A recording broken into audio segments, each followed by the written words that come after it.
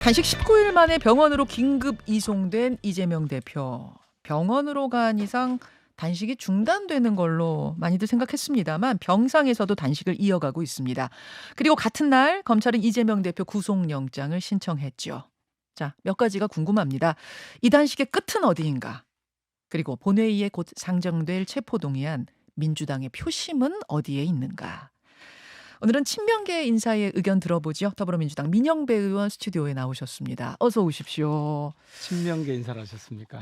친명계 인사라고 표현하는 게 조금 뭐 아니 별로 그 구분이 좀 예. 되게 민주당 의원들은 되게 친명 아닌가요? 전에 제가 예. 그 친문 인사 막 이렇게 할 때 그때 예. 저희가 아니 민주당 의원들이 대부분 다 친문 아니냐? 어. 제가 예. 노무현 대통령, 음. 문재인 대통령을 이렇게 모시고 일을 했었잖아요. 네네. 이 그러니까 다 저한테 친문이라고 하지. 음. 근데 언제부터 친명이라고 해서 예. 그 구별짓기가 정치판에서는 되게 안 좋은 것 같아요. 아, 그래서 제가 그러면은 그런 호칭을 예. 별로 안 좋아합니다. 비명계도 그럼 존재하지 않는다고 보세요? 비명계라는 말도 그러니까요. 그렇게 해서 옛날로 치면 주류 비주류 정도가 될 텐데 네, 네. 그 주류 비주류라는 게 현장에서 보면 네. 가령 의총이나 이럴 때 보면 네. 의견이 늘 그렇게 갈리는 건 아니거든요. 그래요. 어떤 의견은 이렇게 이쪽이 더 또 많고. 저런 의견은 어. 이렇게 되기 때문에 사실 그 갈라치기 내지는 구별짓기라고 하는 게 알겠습니다. 별로 좋진 않다. 좋지 않습니다. 아니 제가 정성호 의원 나올 때마다 앞에 친명계 좌장격인 이걸 붙여요. 그거 안 그러면 좋아할 정성호 겁니다. 의원도 별로 그럴 겁니다. 뭐 아마. 붙이는 것들 안 좋아하시더라고요. 의원들께서는. 자, 그- 그럼 그냥 예, 시작하겠습니다. 그냥 민영배 의원. 그냥 예. 민영배 의원가. 좋습니다. 예. 아, 사실 뭐 웃으면서 시작했지만 지금 이재명 대표 상태를 보면 예. 웃음이 나오는 상태는 아니실 거예요. 어떤 모습입니까 지금? 아침에 나갈 때도 그런 얘기 하더라고요. 음. 웃지 말고 진행했으면 좋겠다. 예, 이래서 예. 그죠? 알았다고 그랬는데 뭐 꼭 우리가 그렇게 받아들일 건 아닌 것 같고 지금 상태는 어제 오후 2시 반에 네. 발표했던 그 상태에서 특별히 달라진 건 없답니다. 약간 정신이 혼미한 상황에서는 좀 기력이 전혀 회복하지 못하고 있고 예. 음식을 계속 드시지 않고 있고 그래서 특히 이제 당신의 그 단식 의지가 여전하고 지금 그러니까 저는 사실은 그러니까 병원으로 이송이 되면 그걸로 단식은 종료가 되겠구나 했는데 수액을 맞으면서라도 단식을 이어가겠다라는 강한 의지를 이제 본인이 표현했다는 이야기를 듣고 아니 이렇게까지 멈추지 않는 이유는 무엇인가? 지금 건강이 상당히 안 좋아 보이시는데도 궁금했어요. 분명하죠. 당신이 단식에 들어간 그 이유가 답이 없다, 응답이 없다, 반응이 없다 이런 거죠. 대통령실에? 뭐 대통령실, 그러니까 정부 여당이 어떤 반응도 보이지 않잖아요. 그것이 갖고 있는 아마 어쨌든 당신도 돌아가는 상황을 조금씩은 알 거 아닙니까? 네. 그러니까 제가 언제 한 사흘쯤 전일까요? 우연히 저녁에 이렇게 이 화장실 다녀오시는 사이에 잠깐 들어가서 뵀는데 이런 표현을 하시더라고요. 다시 덮으려면 파헤치지 않았을 거다. 그런 표현을 하시던데 그러니까 이거는 그 의지가 확실해요. 내가 쓰러질 때까지 예. 혹은 내가 저기에 뭔가 단식의 목적에 뭔가 호응하는 것이 나올 때까지 할 수밖에 없다. 이런 의지가 아주 강한 거죠. 아, 다시 흙을 덮을 거였으면 네, 애초에 파헤치지 파헤치지도 않았다. 않는다. 그런 이야기를 그렇게 의지를.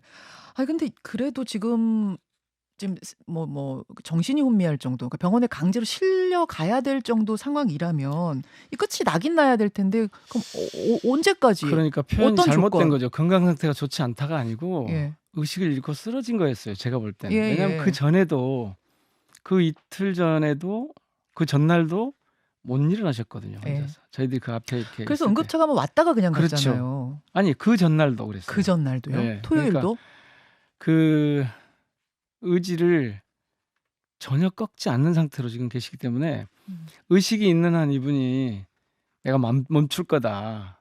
건강 상태가 안 좋아서 멈출 거다. 이거는 아닌 것 같아요. 건강을 이유로 멈출 건강을 이유로 멈출 수는 일은 없다. 없다. 예, 그러시는 것 같습니다. 그러면 그래도 이제 뭔가를 그러면은 걸고 좀 이 상황을 종료해야 될 텐데 그게 혹은 내각 총사퇴, 뭐 한덕수 총리 해임 이런 것들이라고 민주당 의원들은 보세요. 그렇게는 표현하지 않았고 당시에 국정쇄신, 사과, 그다음에 후쿠시마 해고염수 방류에 대한 반대, 뭐 이런 세 가지였잖아요. 네.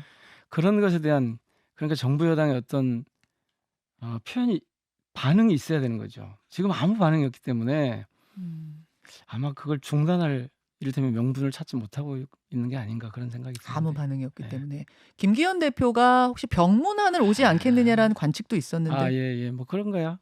거기서 무슨 얘기가 있으면 그건 또 좀 상황이 달라질 수 있겠죠. 병문안을 온다고 네. 하면 그게 조금 달라지는 아니 상황일 그게 수도 어떤 있습니까? 내용이 있어야 되는 거죠. 그냥 인사치레로 오는 것이 아니고. 예. 그런데 그럴 것 같지 않은데요, 지금. 그 내용이라면은 뭐 애초에 조금 전에 얘기했던 사과라든지 뭐. 단식의 명분으로 내걸었던 그런 그냥 명문안은 아니고 내용을 좀 가진 명문안 그러지 않을까 싶습니다. 경문안이면 는 바뀔 수 있다. 자, 이제 상황이 좀 이렇게 가고 있습니다. 그렇다 보니까 한동훈 장관은 이게 결국 체포동의안 부결을 호소하는 단식 아니냐, 자해 아니냐 어제 그런 이야기를 했어요. 잠깐 듣고 오시겠습니다. 수사받던 피의자가 단식해서 자해한다고 해서 사법 시스템이 정지되는 선례가 만들어지면 안 된다고 생각합니다. 그러면 앞으로 잡범들도 다 이렇게 하지 않겠습니까? 자, 어제 이 발언 민영배 의원은 어떻게 들으셨어요? 한나라의 법무장관 입에서 제 야당 대표의 단식에 저렇게 정말 무례한 그리고 무도한 발언을 할 수 있을까 싶은데 저분이 워낙 자주 그랬어요. 국회. 그러니까 국무위원이 되기 전부터 법무장관이 되기 전부터 첫 마디가 야반도주란 얘기였거든요. 그래서 저 얘기는 그냥 정치적 언어이기 때문에 저희가 저기에 대해서 뭐 말대꾸할 필요가 없다고 봅니다. 정치적 언사. 원래 한동훈 장관 스타일이다. 그랬다. 예. 저기다 대놓고 저는 처음에는 좀 똘망똘망하고 젊고 그래서 나름대로 뭔가 좀 하지 않을까 싶었는데 요즘 보니까 제 표현을 하자면 맛이 좀 갔어요. 굉장히 거친 표현을 쓰셨는데 네. 그 정도 그 말씀은 뭐 얘기를 할 때마다 제가 훨씬 더 거친 표현을 쓰고 싶은데 참는 거예요. 그렇습니까? 할 때마다 굉장히 정치적인 언어를 하는 거예요. 그래서 제가 한번 물었죠, 국회에서. 왜 그렇게 정치적인 언어를 쓰면서 국회에 와서 자꾸 그렇게 하느냐 그랬더니 그건 의원님 생각이시고 그래서 제가 더 이상 얘기를 진행하지 않았습니다. 알겠습니다. 뭐 민영배 의원이 보시는 한동훈 장관에 대한 평이었고 구속영장은 어쨌든 청구가 됐습니다. 이번 주 목요일에 아마 체포동의안 표결이 진행되지 않을까 이렇게 예측하는데 그러니까 자신들이 정해놓은 수순대로 가는 거예요. 다 예측했던 대로 지금 하고 있는 거예요. 그러니까 이것은 뭐냐면 정치적인 공격을 하고 있는 것이지 수사를 하고 있는 게 아니에요. 한동훈 장관은 지금 검찰을 이용해서 정치를 하고 있는 것이지 수사를 하고 있는 게 아니에요. 어떤 결과를 그럼 예상하세요? 체포동의안의 결과는? 국회에서의 결과요? 예, 표결. 그건 뭐 넘어와 봐야겠죠. 아직은 넘어오지 않았는데 뭐 오늘 내일 한다고 그러는데 저는 부결될 거라고 봅니다. 부결로 보십니까? 예.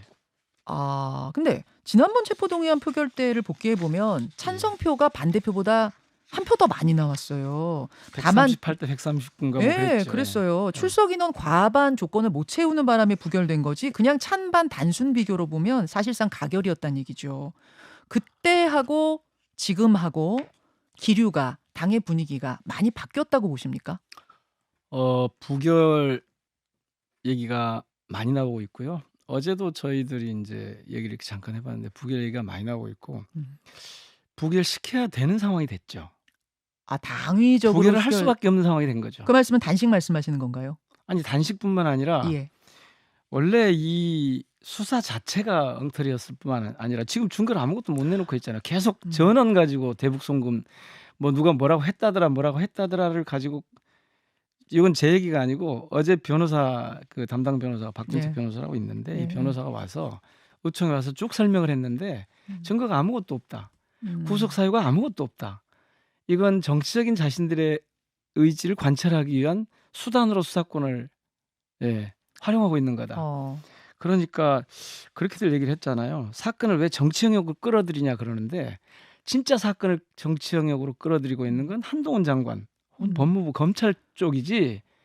다시 얘기하면 사실 이건 대통령 쪽이죠. 근데 그렇게 증거가 하나도 없다. 이런 거라면 차라리 영장실질심사, 그러니까 의원들이 가결시켜서 영장실질심사 받아서 당당하게 영장 기각 받으면은 이게 오히려 검찰한테 역풍 불 텐데요. 그런 것까지 다 보고 있는 것 같은데요. 그럴 수가 없는 거죠. 그러니까 예. 지금 계속 그런 얘기 나왔었잖아요. 나를 가결하라. 내가 가서 예. 오겠다. 그렇게 되면 어떤 문제가 생기냐면 예. 검찰의 행위가 정당성을 갖게 돼요. 아니, 그리고 그러니까 법원도 판단할 때 예. 국회가 체포동의안에 동의를 했어요. 가결을 했어요. 예. 법원이 그걸 어떻게 판단하겠습니까? 어떻게 판단하나요? 아니 국회에서 체포동의안을 가결을 시켰단 말이에요. 예. 예. 그러면 부담이 하나도 없어지죠.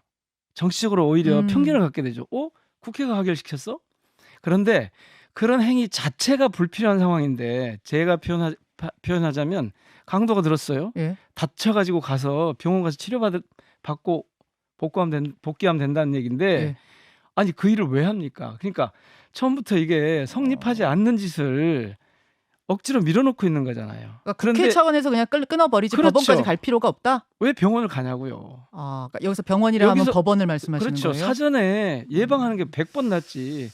무슨 이 강도 짓을 정치적으로 저런 짓을 하는 것을 따라 들어가서 그걸 가지고 와서 근데 특히 그게 문제가 뭐냐 원래 네. 당에서도 그런 흐름이 원래는 많은 분들이 그런 생각을 했어요. 야 그래 잘됐다 차라리 가서 실질심사 받자. 네. 그리고 기각되고 나오면 검찰에 말씀하신 대로 역풍 불 거냐 떳떳하지 않냐. 근데 그건 떳떳함의 문제가 아니에요. 아니에요? 당당함의 문제가 아니에요. 근데 그럼 이렇게 되면 또 체포동의안 오고 또 체포동의안 오고 뭐 이럴 바에는 차라리 그냥 가서 떳떳하게 기각. 그렇게 되면 검찰은 정말 자기들이 정치하고 있다는 것을 그렇지 않아도 스스로 확인하는 거죠. 알겠습니다. 국회가 아니라고 했는데 그리고 더 중요한 거. 네. 그 변호사 얘긴데요. 얼마든지 비회기 중에 할 수 있었다는 거예요. 얼마든지 새로운 게 없다는 거예요.